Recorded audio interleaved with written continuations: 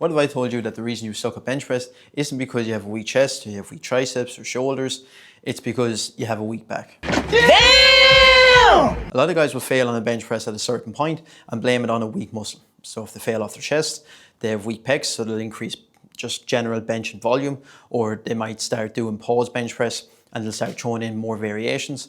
Or if they fail at lockout, they'll start working on their triceps, more close grip bench press, or they might start doing spot-o or double pause press, when really the problem is that they're probably losing upper back tightness, and you may be victim to this. I can't know that for sure because I can't see how you press, but if you're not too sure and you want me to review your bench press, just click the link below. It says free form review. Send me a video and I'll review it for free and send it over to you. Now, the reason that most guys are failing, as I said, is because of upper back tightness, and it's their lack of ability of keeping their shoulder blades pressed together and decompressed.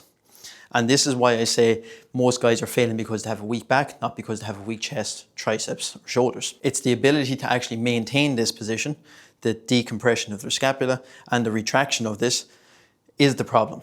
And you see it all the time, guys, as they press, their shoulder blades will start to come away and they'll start going into more shoulder internal rotation, and then they'll start to fail. Their bar pad will start to look more straight and it will start to look less fluid. And when they start to use leg drive, they're not getting any transfer into the barbell and the rib cage starts to sink down. These are all key flaws that you see in guys that are just losing that upper back tightness. So what I would do if I was you, if you are struggling to keep your upper back tight, I would, one, work on developing the muscles around that area and work on developing shoulder extension. So take my client, Darryl, for example. He's a power lifter. He struggled to keep his upper back tight. So we started to put in exercises like neutral grip dumbbell press, where the emphasis is to retract the shoulder blades, pack them down as hard as they can, and keep his shoulder in extension. So extension is where the shoulders are pinned back and they're not rolling forward as he's pressing. So he's trying to keep those shoulders away from his ears and decompress those shoulder blades back into his back pockets and press in this position, the very same position that he needs to press when he's doing his barbell bench press. As he's setting himself up, I'm cueing him to keep his neck long, so elongate his neck. That's going to decompress his shoulder blades, and then I tell him to pack those shoulder blades into his back pockets, and from here he's squeezing that bar.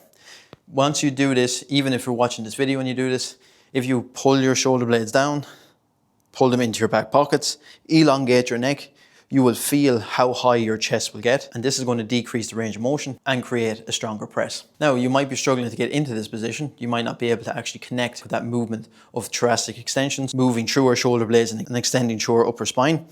If this is the case, then I would use some mobility drills like T-spine rotations, so open and closing the bucks, and then some T-spine extensions, so getting a foam roller or lying off the edge of a bench and crossing our arms. And basically we want to keep our butt touching the floor if we're using a foam roller, and we want to extend through our upper back, not through our lower back, and do 15-20 reps of that just to get used to doing that motion and actually getting used to moving through our upper back and our spine as opposed to our lower back. Other exercises then to actually strengthen this area would be doing T-bar rows, where we're going to overemphasize the protraction of the shoulder blades and then the retraction and the decompressing of our shoulder blades, or any sort of row where we're going to allow our shoulder blade to glide forward and then we want to retract that. I would do this bilateral as opposed to unilateral because you want both shoulder blades to glide forward and move back and decompress at the same time. And then just general strength work for your upper back to make it strong, and using mobility drills to connect with that movement that we need to do. So T-spine rotations, T-spine extensions, and then scapular retraction and decompression. And once we can connect with those movements and strengthen our upper back and drill it with our neutral grip press and then carry that over into our main bench, you'll see that you'll fail less off your chest and you'll fail less at sticking point on the top end, and you'll have a stronger press. So try this out in your next training session, and if this has helped, make sure to subscribe.